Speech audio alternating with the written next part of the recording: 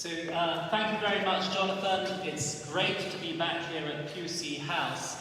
I'm here representing, I guess, a couple of other sponsors of this event, the Humane Philosophy Project, which is run by Nikolai and I and supported by the University of Warsaw, the philosophy faculty there in particular, Blackfriars Hall and the Ian Ramsey Centre for Science and Religion here, and the Ian Ramsey Centre for Science and Religion itself, which is kind of doubly involved in this event. We've been running a seminar series together for about 10 years now, and it's really great to continue the collaboration with Pusey House and Jonathan that we started last year. It's my great pleasure to welcome tonight's speaker. Ralph Walker is Emeritus Fellow in Philosophy at Magdalen College here at Oxford. He's an expert on the philosophy of Immanuel Kant. He was a Rhodes Scholar at Balliol College before becoming a Fellow of Merton in 1968 and then moving to Magdalen in 1972, where he has worked ever since. Apart from his work in the scholarship of Kant, he's also published widely on epistemology, metaphysics, philosophy of religion, and the coherence theory of truth. In addition to those more impersonal introductory remarks, I thought I'd say that when I was a student here 12 or 13 years ago, although Dr. Walker was, I think, already an emeritus fellow, he continued teaching students. And I don't know if he knows this, but he had a kind of legendary status among philosophy students here at Oxford. When you met a student from Magdalen who had Ralph Walker as their tutor, this was regarded as having won first prize in the lottery of undergraduate tutors in philosophy at Oxford. He wasn't my tutor, but I was very jealous. So we're really lucky to have Dr. Walker here tonight, and I'd ask you to join me in giving him a very warm welcome.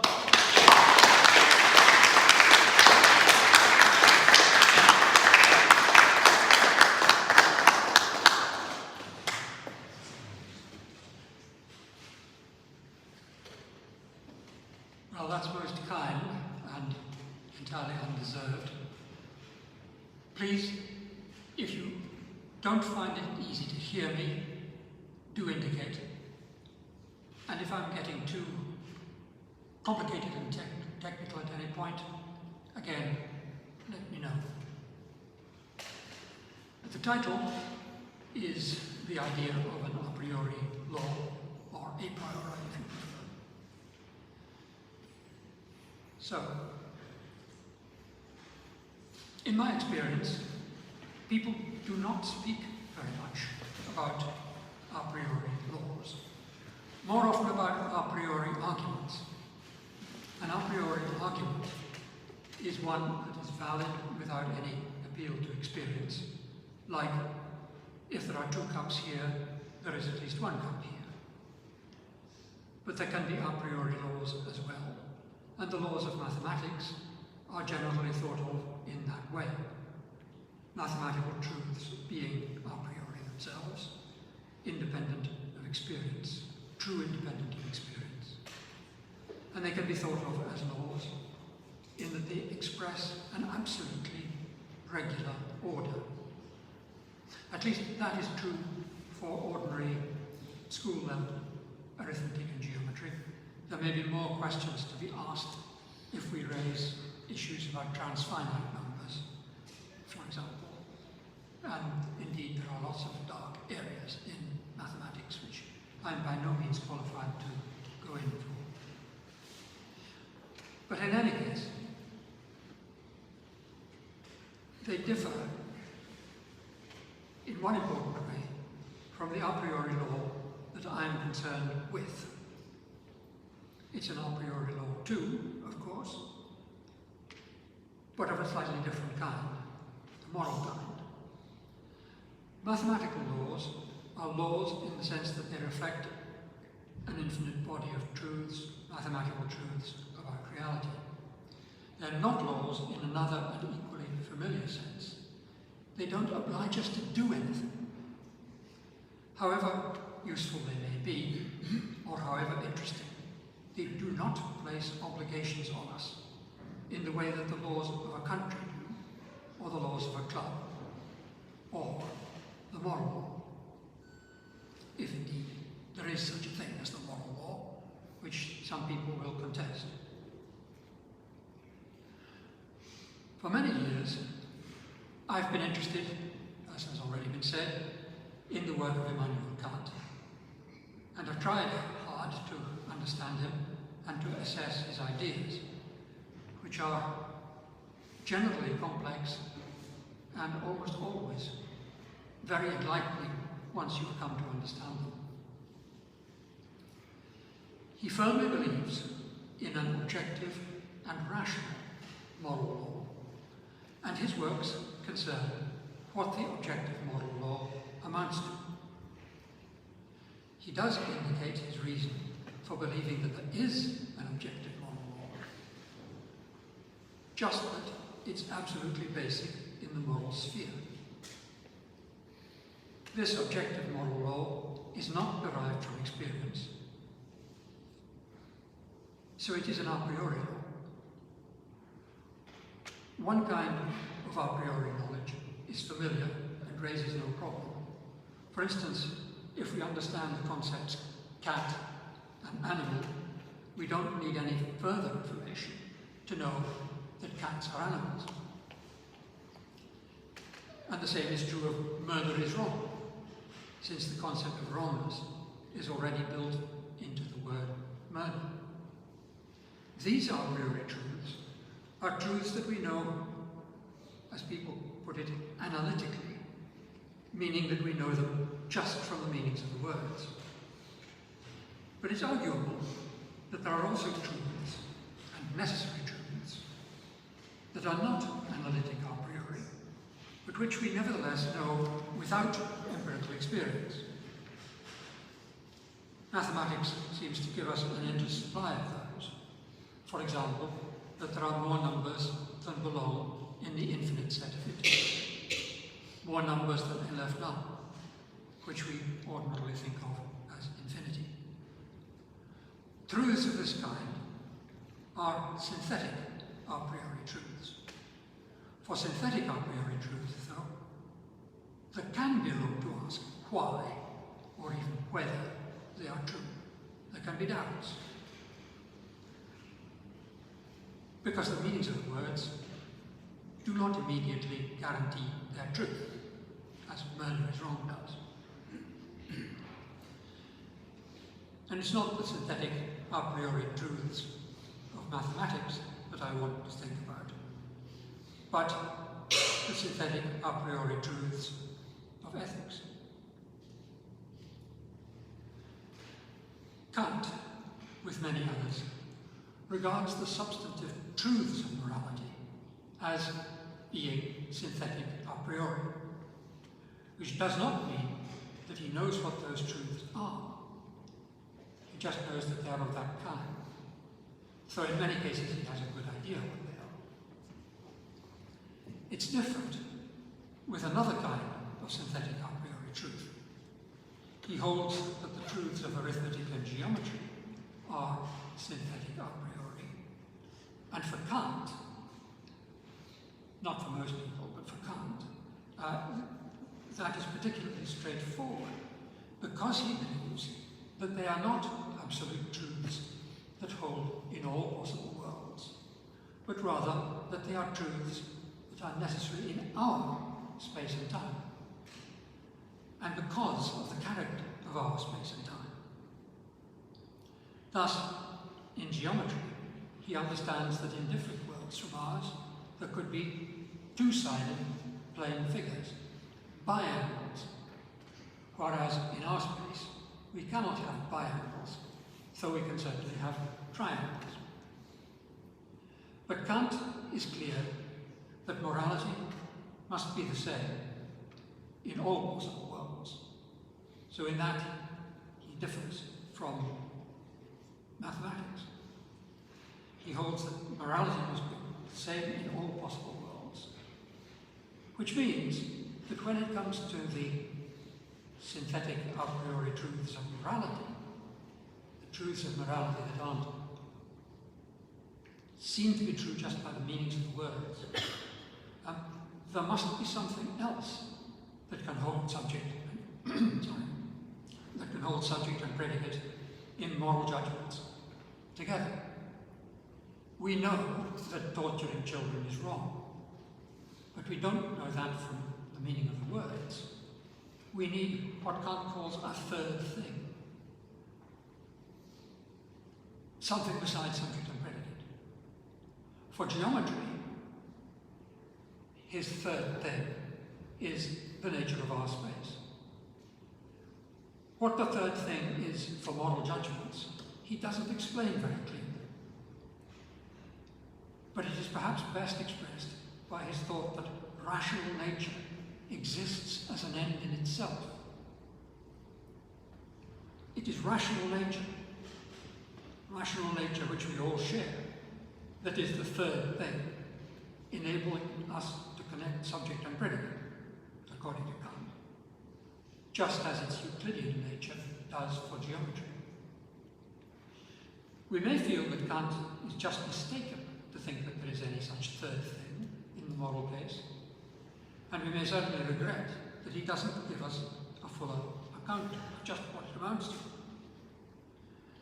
It is hard to see how rational nature can be the third thing without involving it in God, without involving God in it in some way. But Kant's view of God is very unusual. He does not believe that there is any theoretical case for the existence of God. But from the moral point of view, a kind of belief in God's existence is more or less essential and justified. How we put those together, the lack of a sound case for the existence of God in theoretical discussion, and a case for the existence of God which is given morally, is fairly difficult to fit together. But at any rate, that's what he holds. And the third thing that I was talking about, the third thing that holds the synthetic a priori judgments of morality must be something like conscience, at least, and perhaps something to do with God. If that's right, if that's right about what the third thing amounts to, Kant is insisting on our probing our consciences thoroughly whenever we are confronted by difficult moral cases. He says rather little about how we are to apply this third thing in deciding on moral matters, compared with what he has to say about the necessary relation between our space order and our time order. That on the one hand, and our ordinary experience of space and time on the other hand. There's a reason for this. If something is to be a genuine synthetic a priori truth, it has to be, of course, synthetic, a priori, and true. Murder is wrong. Might look like an example, but if murder means wrong from killing, as I suggested, it's analytic a priori, not synthetic. It's quite difficult to find clear examples of synthetic a priori truths, but that does not mean that they do not exist, only that it's hard to find them. So theists may agree that God is good, is both synthetic and a priori, or perhaps even analytic and a priori. If we are moral realists at all, we must agree that there is a most important place for the idea of an a priori law, and that moral truth must consist in a system of a priori laws, laws that could be known a priori and which are a priori for God. We cannot achieve that ourselves, but without having complete certainty about what is right and what is wrong. We can clearly have a pretty good idea about it, and we can say too that it's something we can and must aspire to. Kant certainly believes that the way to aspire is by finding a third thing in the moral case, even if doing so is bound to be more difficult than in the cases of space and time. At least he raises a question about how we can effectively make clear what is required by what he calls rational nature, which he takes to be common to all beings, something like conscience.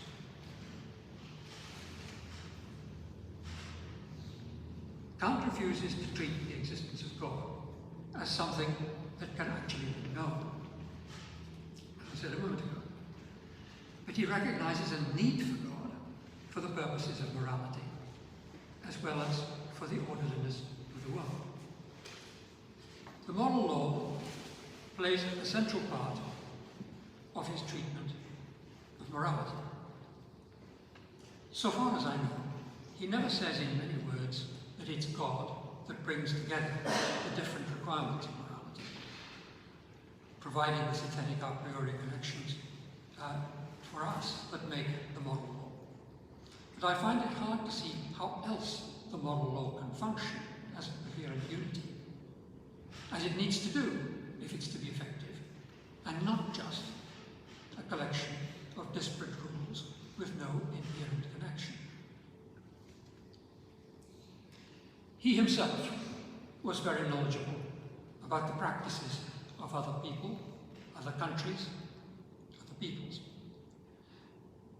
That's actually rather remarkable, because he never in his life went any significant different distance at all from Königsberg. He came to know much more, partly through reading and largely through discussion with sailors and scholars and many others who came to Königsberg. He came to know much more about different ways of thinking than most people then, and perhaps even now. He certainly believed that there is a common core of rational thinking that includes not only the rationality of statements and factual beliefs, but also a common moral rationality shared by everyone in the world, even though many, of course, do not make that use of rationality that they ideally would, should. He was also very aware that in various different kinds of madness, and in the case of people whose minds have been damaged by some terrible disease or misfortune, it may not be possible in practice for those concerned to reflect carefully enough to reach that fundamental core of common rationality.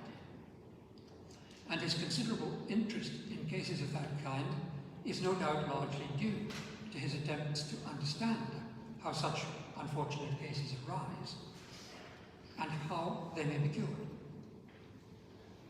But these cases are abnormal, and their existence does nothing to derogate from an understanding of rational nature, which he himself doesn't claim fully to understand, but which can be, in principle, understood by whoever can think it clearly enough through, using that rationality that we were talking about as the third thing. Even without such a complete understanding, the unity of our rational nature allows synthetic a priori claims like helping the poor is good, allows them to be seen as necessary truths. Such truths, he says, are imperatives in what they tell us about what to do and what not to do. And being moral truths, they are objective as well, objective imperatives. They are grounded in the moral law, a law that is fundamental and unchanging. So the Kantian moral law instantiates the idea of an a priori law to guide our moral decisions, an idea of it. But we only have the idea and not all the details. It's no less of a law, of course, because it's so frequently broken, and no less of a law because it's so readily misunderstood. Kant offers no proof for this account, and neither do I, because I don't think there is one. If he's right, no proof could be given. What he does is to point out that all human insight is at an end as soon as we have arrived at basic powers and faculties. There is no way of defending the use of reason. In non-moral worlds, if somebody says A is not A, you can't really do anything about that. You just have to shrug your shoulders. So, in the use of moral arguments too, Kant's saying, as Kant puts it, in the sphere of pure practical reason, we have only practical reason to rely on. As he says, the moral law is given, as it were, as a fact of pure reason, of which we are a priori conscious, and which is apodictically certain. Conscious, yes, but not as fully conscious as we might wish. We're aware of these laws. We aren't able to spell out the details in the adequate way in which we would like to. What I've said is, of course, not enough to convince anyone right away. But it is at least plausible to think that there is a coherent and self-consistent system of what is right and wrong, of what is obligatory and not obligatory, even if it's difficult to articulate it. It may be thought that there is more than one self-consistent system of that kind, that perhaps the morality of Tierra del Fuego may be different from that of England. Kant believes that there is not more than one morality, despite the differences in the ways that people behave in different parts of the world. And his belief is supported by the information picked up from the people in Königsberg who gave him their accounts of things.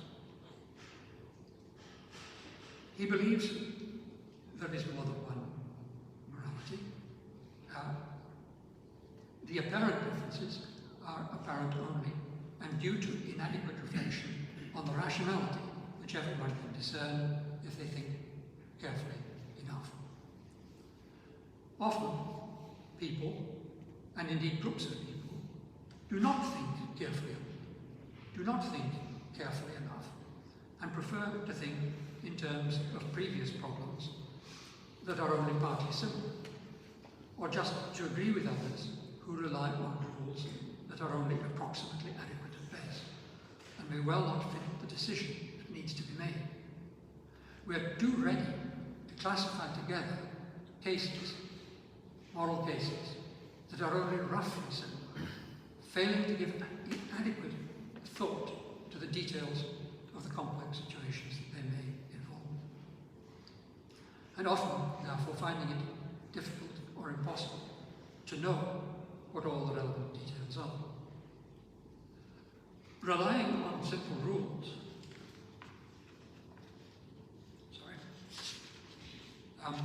like perhaps the Ten Commandments as an extreme example, is liable to make us miss the complexities of the situations that we have to deal with in treating others, and ourselves too, in the morally right way. Kant does not claim that he gets everything right himself. Far from it. Understanding what rationality amounts to in a particular case can be a very complex matter. Kant calls the moral law, as he understands it, the categorical imperative, and he sets it out in words that are intended to be brief, striking, and effective.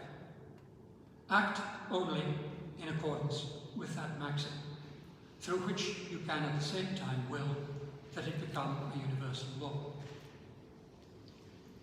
He explains the word maxim by calling it the subjective principle of action.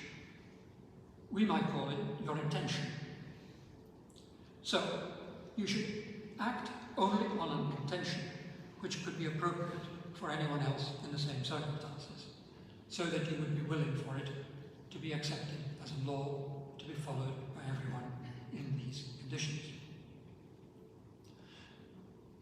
That sounds good, and I think it's quite helpful, but unfortunately, it's not free of ambiguity. Act only on that maxim, through which you can at the same time will that it become a universal law, Kant says. Julius Caesar, reading Kant, might be entirely happy to will that it should be a universal law for everyone to do his, Caesar's, wishes. Kant doesn't really mean that. His word will here carries a loaded content. Kant's idea is that whatever I do to anyone, I must be content for anyone else to do to me in the relevant circumstances. So Caesar would have to be prepared to be dealt with by others in the same way as he deals with his subjects. Kant goes through several other formulations of the categorical imperative, but it's difficult to capture all the details that would be needed to make it watertight. And I hope unnecessary in the present context, partly because I don't think it can be done. Kant says the supreme principle of the doctrine of morals is act on a maxim which can also hold as a universal law. That's of course a familiar idea, and Kant himself points out that parents often chide their children, how would you like it if someone did that to you?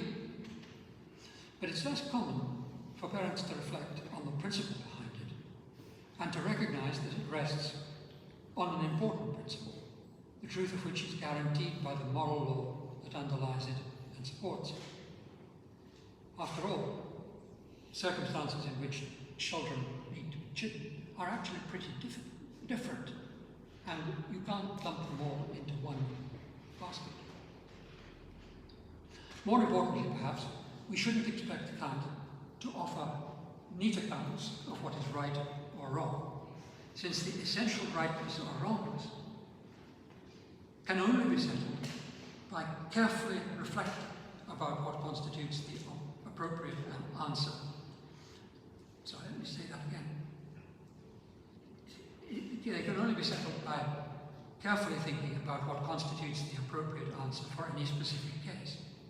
How would you like it if someone did that to you? Is appropriate in many cases, but not in others. Not in all.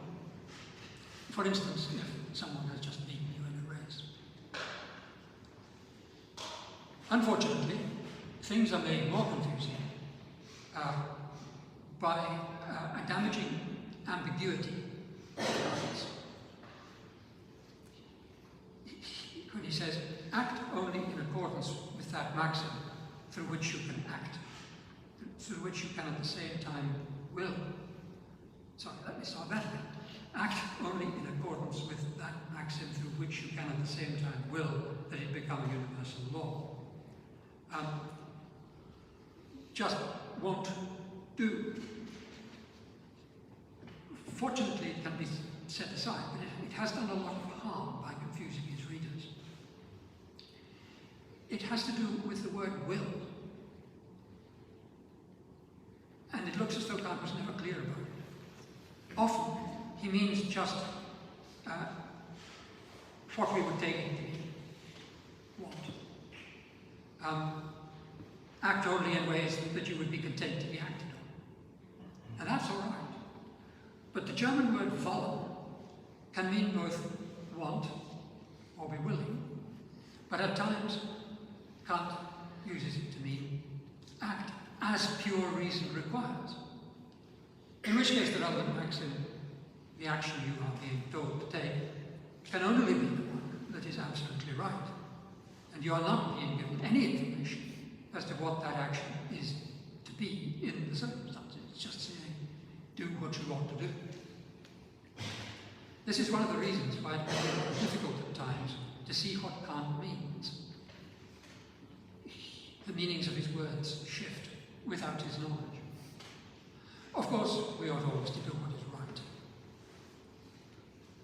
This doesn't remove the value, or indeed the importance, of trying to get as close as we can to acting as pure reason requires us to. And to do it by thinking about how you would like it if others treated you in a way that you find hurtful.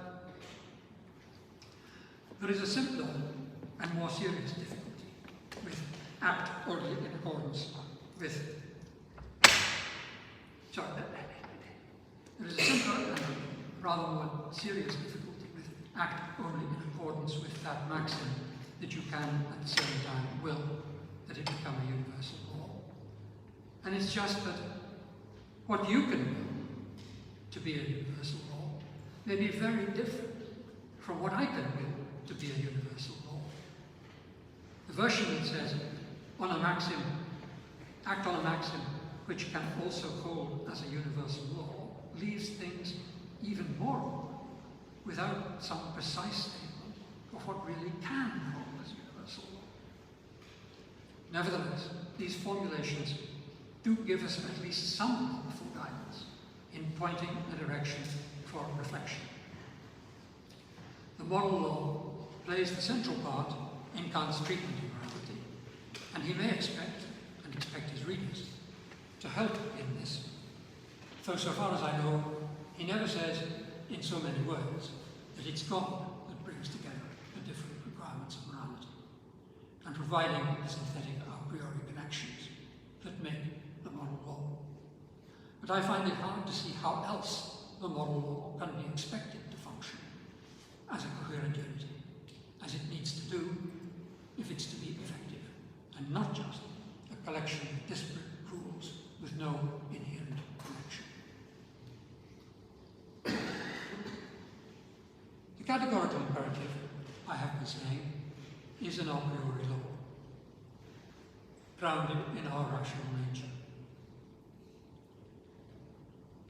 To anyone who lacked our rational nature, Kant would have to say that that person was not sufficiently rational to be a moral agent. And Kant recognizes that there can, occasionally, be people like that. He regards it as a form of insanity. Sometimes people say that they have no moral awareness, and certainly there are people who have a perverted moral awareness. But these will be people whose capacity for moral response has been skewed in some way, and most commonly, perhaps, by the idea that it's only one particular group of people who are really properly people at all. Human beings have a very familiar propensity to fail to see the humanity in others of a different class, or colour, or who speak and act differently. We all know how very many such groups of people there have been, and still are, who see themselves as the only real humans, the only real bearers of rights. But despite the wretched moral inadequacy this involves, it is clear that it is curable. People can be brought together in such a way as to find that those they had thought to be subhuman are just as fully human as themselves. And this can often be done just by getting to know the people who formerly seemed so different. The experience of what has been done in recent generations, and is being done now, provides an assurance that the alienation between groups of people can very often be removed, and that in fact these different groups do all agree in something like Kant's fundamental categorical imperative, even though their practices may differ in different social conditions, and even though the categorical imperative gives us only an approximate idea of what needs to be done.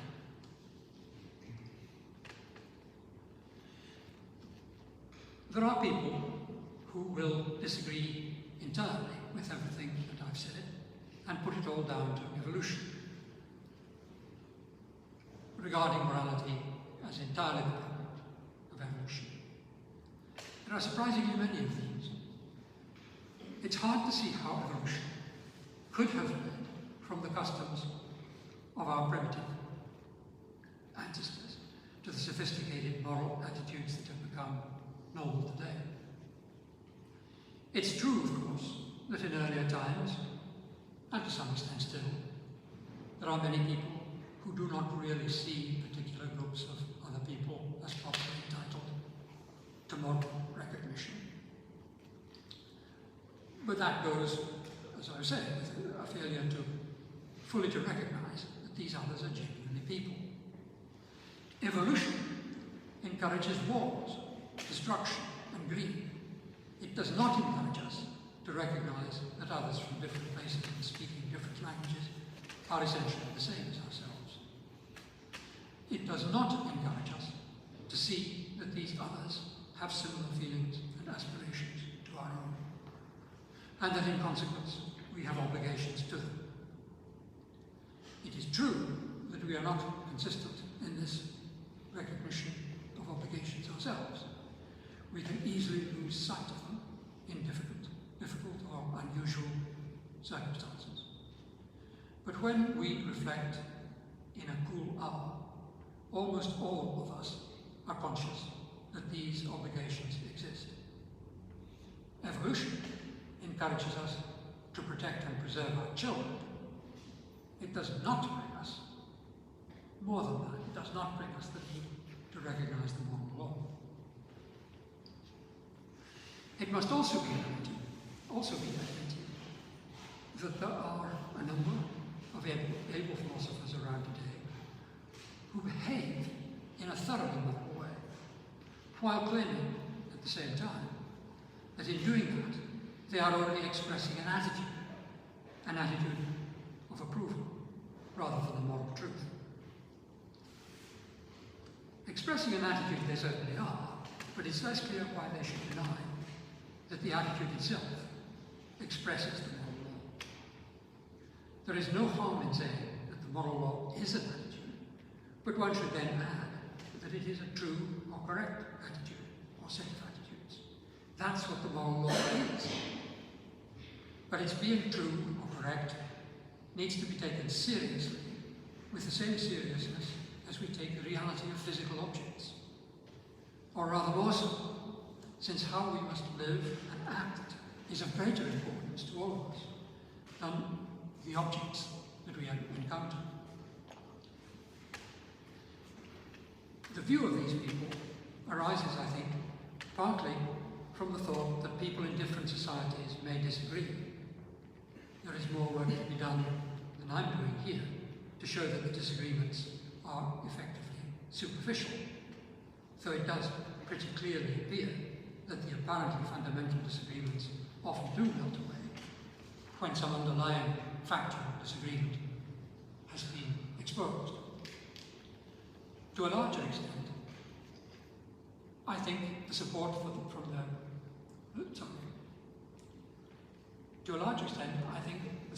their view comes from the thought that nothing is really real except physical objects. So that position would be hard to retain if brought out into the open. Ideas, hopes, truth itself are real and not just empty nothings. Perhaps I'm being unfair to these people. Just to finish with, it may be worth going back to Kant and perhaps to look at, to some extent, at the use he made himself of his reflection and the moral principles that he came up with. Sometimes they're surprising. Particularly, an absolutely fundamental abhorrence of lying. The greatest violation of a human being's duty to regard himself as a moral being, he says. Absolutely no circumstance will count allow a lie. He's also much, however much might be gained, however many people might be saved by lying. He's also much against suicide. Though, interestingly, when he considers Cato killing himself in order to thwart Caesar, he spends 3 pages of tortuous argument before he can convince himself that Cato, who did commit suicide in order to thwart Caesar, it took him that time to convince himself that Cato did wrong.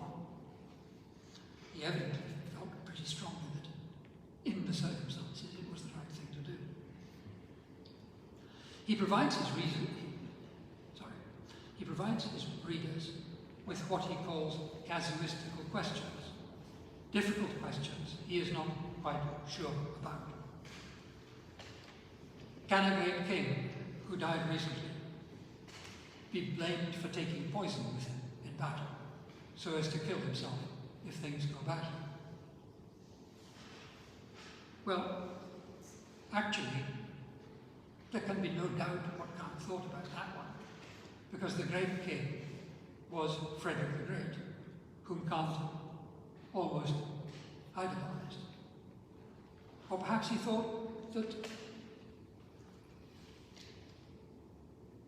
to kill oneself was so great an evil that even to save the state, it would be wrong to do it. We don't know. That's why he thinks it's a casuistical question to think about. Can one at least justify, if not eulogize, a use of wine bordering on intoxication, since it enlivens the company's conversation? Here, I think we can guess Kant's answer would be yes, given what we know about his leisure hours. Thank you.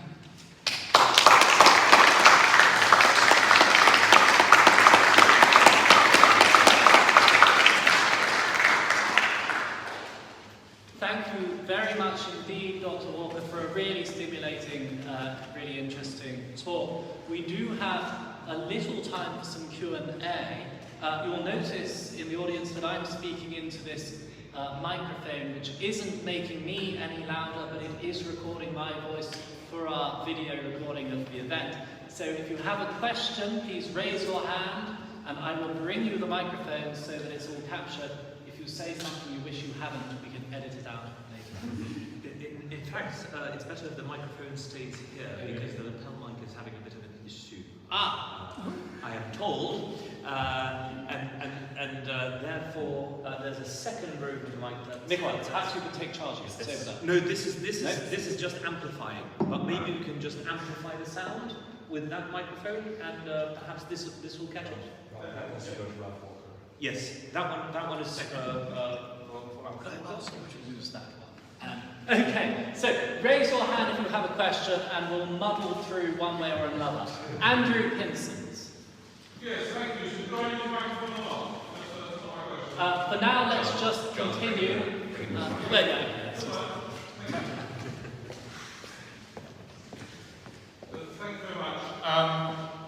much. You mentioned maths a few times, mathematics a few times, and Kant's work comes slightly before the discovery of non-Euclidean geometry in the 19th century. And often wondered what a Kantian scholar would think about all this, because Kant says space and time are absolute, and suddenly the mathematics says it's nonsense. There's all kinds of spaces, and space and time are not absolute. So I'm just curious how a Kant expert would handle this, or do we just dump Kant?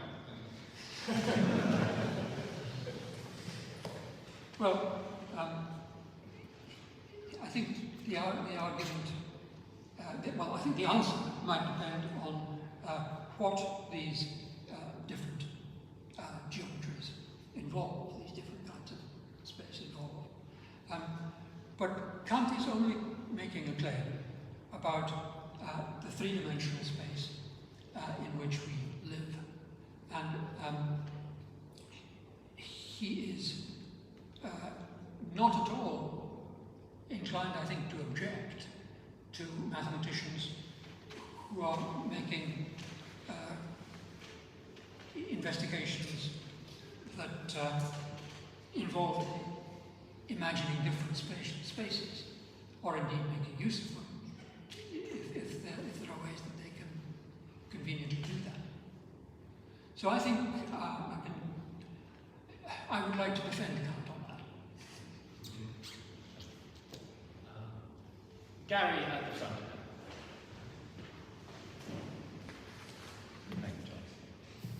Yes, thank you. I would just like to ask your opinion on a question that came to me. I don't know if it's relevant at all, but I believe there was a tradition of natural law, which I think was Aristotle and the Stoics, wasn't it? Yes. Do you think there is any connection at all between natural law and what Kant was saying about the a priori? Yes.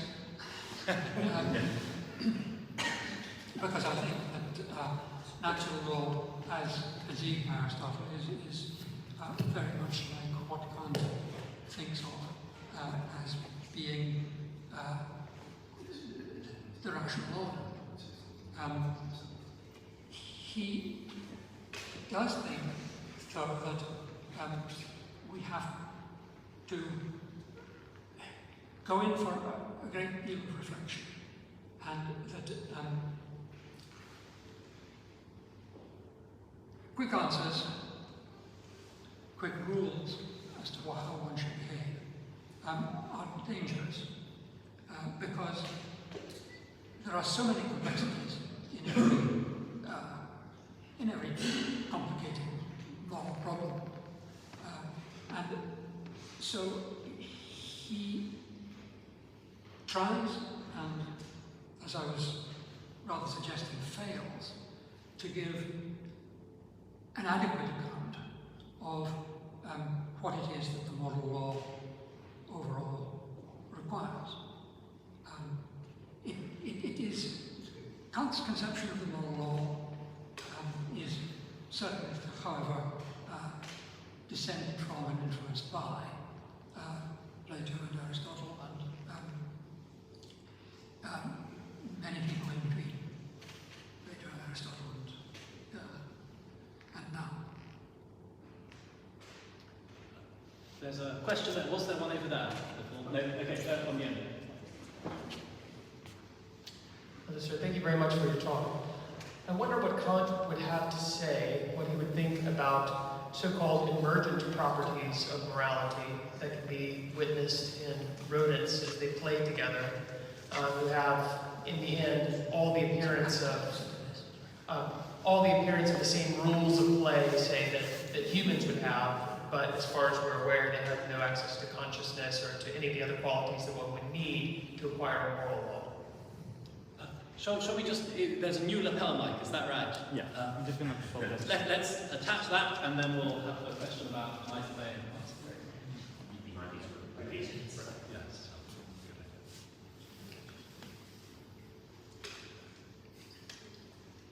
Isn't technology a blessing?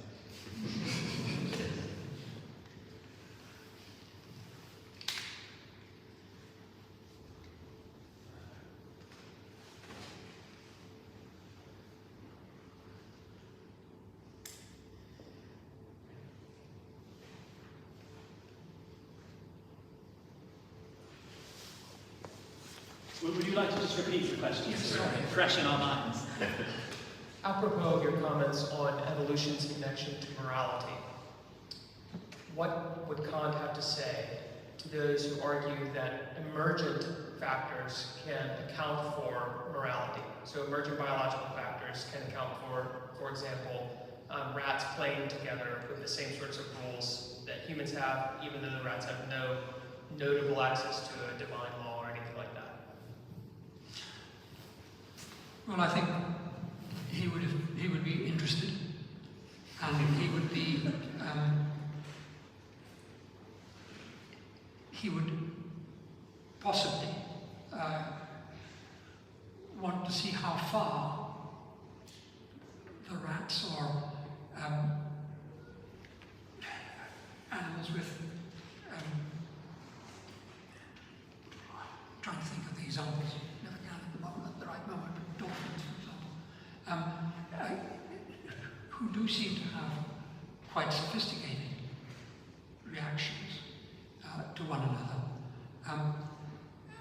And some people would certainly say that this is evolution working in a way that our primitive ancestors have worked. I think that Kant would be hesitant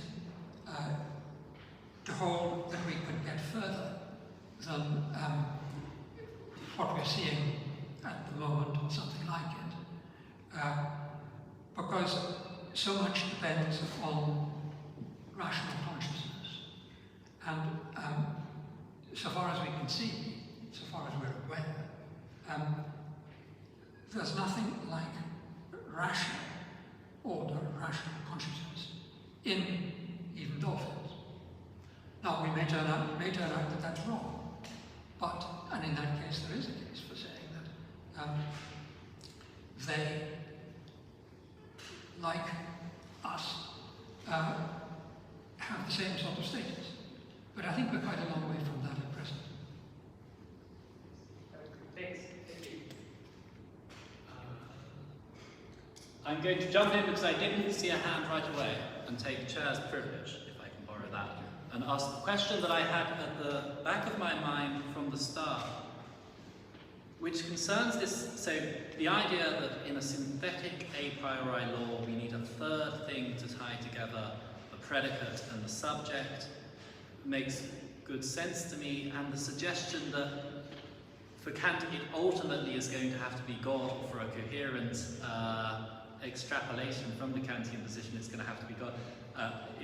I can see why one might want to say that, and it's of course clear where there's precedent for that in like the whole prior history of philosophy.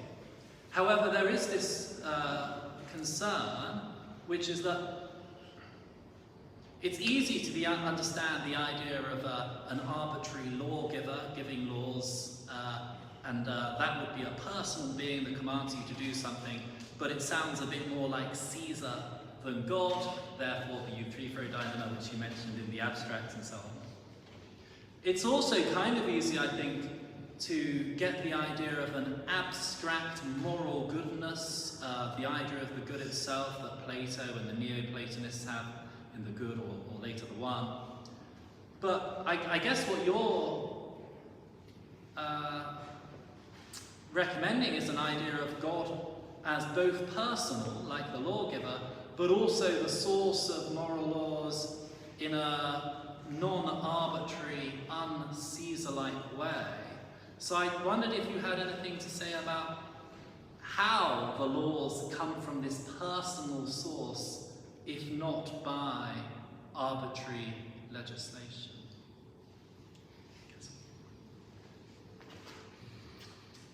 I don't really know how to answer that. But I do think, I find it difficult talking of God, to think of God as a person, exactly. The equation of God and rationality, which is almost forced on us by any attempt to say what I was saying, that is just something which seems to be at the end of what I can understand. And that's a pretty hopeless answer, but it is my answer. Thank you. Now, we are running to the end of our allotted time. We could fit in a short question, but if I don't see a hand immediately, let's bring it to a close. And it's kind of appropriate to end a philosophy seminar in Aperia, I think, so it's kind of a good note to end on.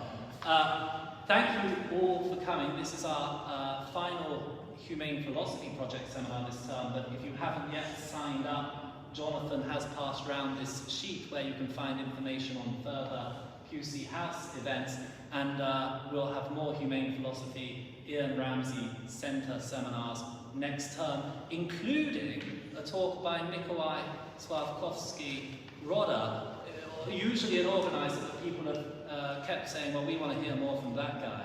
So there'll be an opportunity to do that. Do you have some more announcements? I was going to say one thing, that is, at 5:30, you're welcome to linger and to speak with Professor Walker for a few minutes at about 5 minutes before 5:30. We would ask you either to join us here in the chapel beyond the root screen here for evensong, or we'd have to invite you to come back and return another evening, because this part of the chapel will need to be closed and darkened for the evening service. So thank you so much for joining us, and we hope to see you here next week, as early as next week, and also next term for the series of recollection lectures. And please join us in thanking once again our speaker for the evening, Dr. Ralph Walker.